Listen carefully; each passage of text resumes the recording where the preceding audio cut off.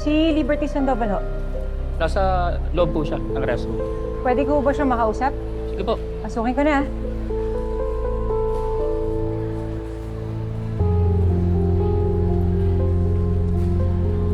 I don't care what it takes. This movie should sell. I need to redeem my career.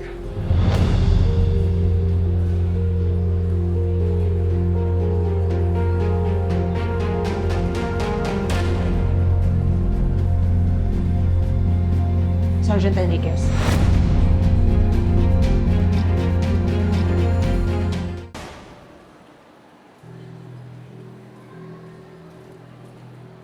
Miss Liberty! Are you following me? Oo, sinusundan kita. Pwede ba tayo mag-usap? What's this about? Teka, nahanap niyo na ba yung crazy fan ko? Crazy fan?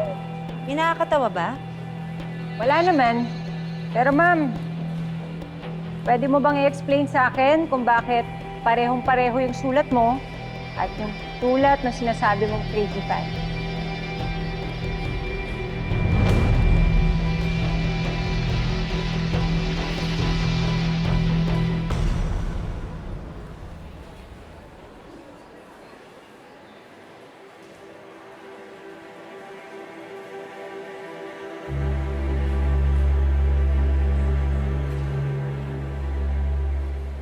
Ate Alma, Ay, nasaan si Liberty? nandun siya sa banyo, umiiyak. Hindi niya nga napigilan yung sarili niya, na-announce niya na may death threat sa kanya. Sundan mo naman siya sa banyo. Sige na, kawawa naman, iyak ng iyak. Sige na. Sige.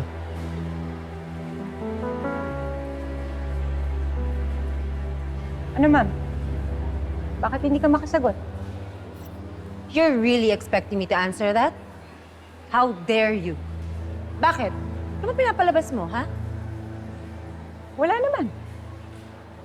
Pero gusto mo masuod to, di ba? Pati na lang tayo magtulungan. Unless, tama yung hinala ko. Miss Liberty, tapatan nga tayo. Ginawa mo lang ba yung mga death threats mo so this movie could sell at para ma-redeem mo yung career mo?